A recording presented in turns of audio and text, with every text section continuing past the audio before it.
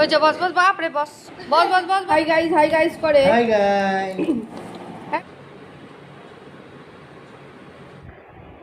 নমস্কার, সকলকে স্বাগত জানাই টায়রা টেকলি পরিবারে। আশা করি সকলে খুব ভালো আছেন। এখন বাজছে প্রায় 11:15 মতো। ব্লগটি এখন থেকে শুরু করলাম। অনেক দিন পর আবার ব্লগিং করতে শুরু করলাম। এখন আমি রেডি হচ্ছি টায়রা টেকলিকে স্কুল থেকে আনতে যাব বলে। আজকে টায়রা টেকলিকে আনার ডিউটি আমার, কারণ ওদের বাবা সকাল সকালই নিজের কাজে বেরিয়ে গেছে।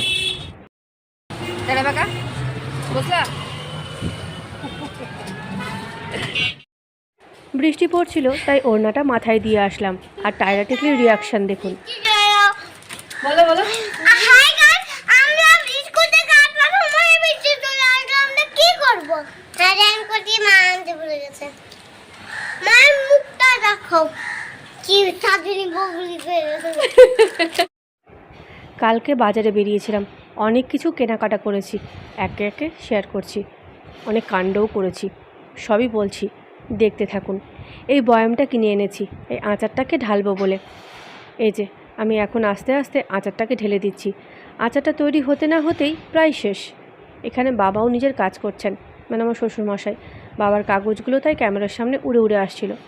আমি আর কাটিনি, রেখেই দিলাম, থাক, ন্যাচারাল হয়েই থাকবে। তো এই যে দেখুন, আমি সমস্ত আচার রেখে দিলাম।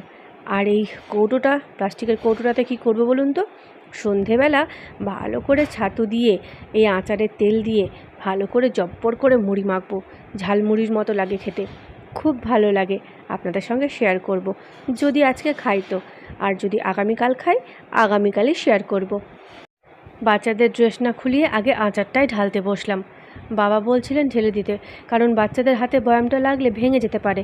আচারটা ভরে দিয়ে বয়ামটাকে সরিয়ে দেব, সেই কারণেই আগে আচারটাকে আমি তুলে দিলাম আর বয়ামটাকে সেপারেট করে দিলাম।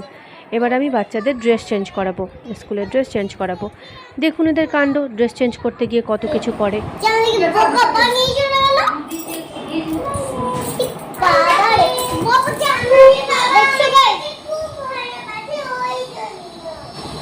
বাবা আমার জন্য ড্রেস রেখে চলেছে। আচ্ছা দেখো সাথে আমাকে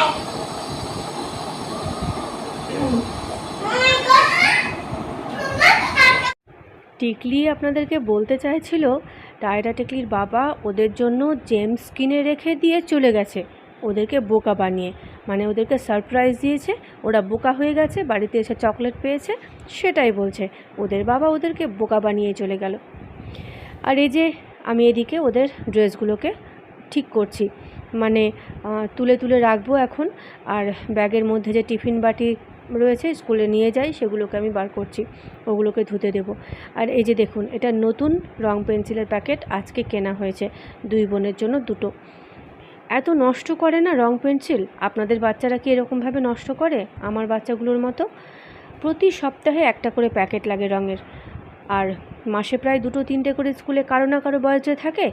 আর বার্থডেতে স্কুলে বাচ্চারা কম্বো সেটে সব কিছুই দেয়, তার মধ্যে শার্পনারও থাকে। সেই শার্পনার নিজেরা একটা করে লুকিয়ে রাখে মনে হয়, আমি তো তুলেই রাখি। তবুও কোথা থেকে সে শার্পনার দিয়ে রুলের মতো করে রঙগুলোকে মেঠে মেঠে একেবারে ছোট ছোট করে দেয়, কাটে না কিন্তু।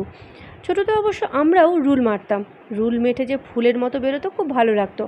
কিন্তু এই রঙের থেকে তো কোনো ফুলের মতো বেরোয় না, শুধু ঘুরিয়ে যায় আর ছোট হতে থাকে। ওটাতেই হয়তো ওরা মজা পায়। যাই হোক, আজকেও তাই। যখন স্কুল পাঠানোর সময়, আজকে তো শুক্রবার, ওদের ড্রয়িংয়ের ডেট, কিন্তু রং নেই ব্যাগে। তাই ওদের বাবাকে বলেছিলাম স্কুলে পৌঁছে দিয়ে রং কিনে গার্ড দাদার হাতে আবার স্কুলে দিয়ে দিতে, তাই করা হয়েছে।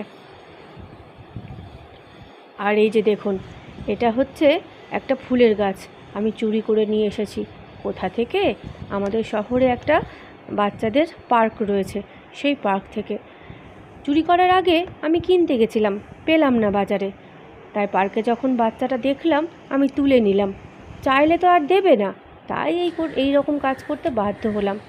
আর এই যে আমার ছাদ বাগানে হয়েছে ড্রাগন ফল, 4টে ফল ধরেছে।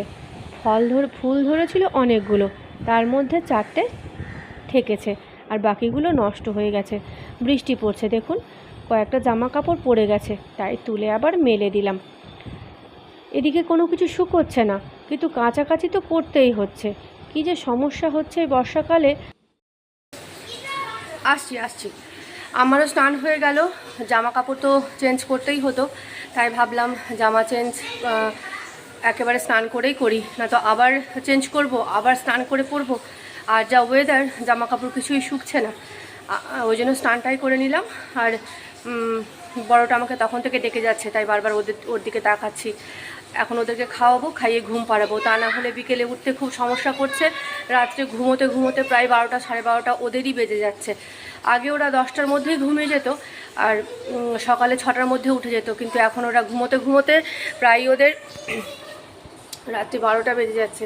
ফলস্বরূপ আমারও অনেক সমস্যা হচ্ছে। তো যাই, আর দেরি না করে তাড়াতাড়ি ওদেরকে খাইয়ে দিই। এই যে আওয়াজ পাচ্ছেন নিশ্চয়ই, খাইয়ে দিয়ে ঘুম পাড়াবো। সঙ্গে থাকুন, দেখতে থাকুন, সকলেই ভালো থাকুন।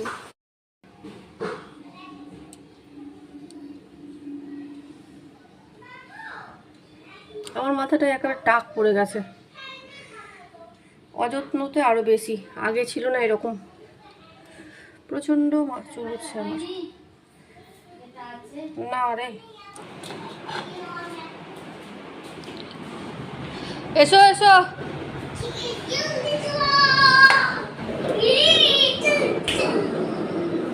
বস বাপরে বস।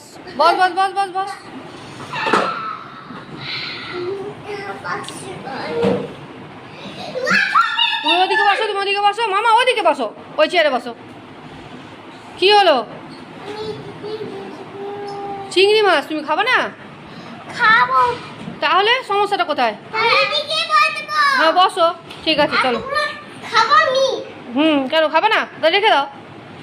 খাবো, এতগুলো ফিনিশ করতে পারবা। দুই বোনকে আমি একসঙ্গেই খাওয়াচ্ছি।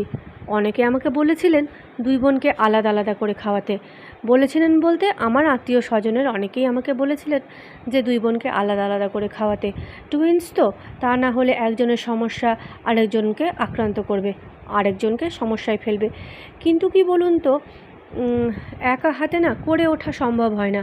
তাও বা যদি করে উঠি, দুই বোনে শুরু করবে, একজন বলবে ওরটা বেশি, আরেকজন বলবে তারটা বেশি। একজন বলবে ওকে বড় দিয়েছো, আরেকজন বলবে তাকে বড় দিয়েছো। এই যে জটিলতাটা খুব বিরক্তিকর। তাই আমি ওদেরকে একসঙ্গেই খাওয়াই। আর আমরাও যখন ছোট ছিলাম এই রকমভাবেই তিন বোন একসঙ্গে এক থালায় বসে ভাত খেতাম। একসঙ্গে ভাত মেখে নিলাম, মেখে তিনজন তিন রকমভাবে তিন সাইড থেকে খেতে শুরু করলাম। আপনারা কি কেউ এরকমভাবে খেতেন? অবশ্যই জানাবেন। এই যে ছাদে পাখিকে খাবার দিতে গিয়ে কেটে গেল, হাতটা অল্প কেটেছে, কিন্তু হাঁটুর ওপরটা দেখুন কতটা কেটেছে। যখন কেটেছিল আমি বুঝতে পারিনি, ভেবেছি একটু কেটেছে, কিন্তু নিচে নেমে যখন দেখি রক্ত প্রচণ্ড বেরিয়েছে। এটা আমি লাগিয়ে দিচ্ছি উদি, আমার সাঁই বাবার উদি সর্বরোগ হর। চটপট ওদেরকে ঘুম পাড়িয়ে নিই। আপনারাও আপনাদের কাজকর্ম সেরে ফেলুন। আবার আসবো আগামীকাল।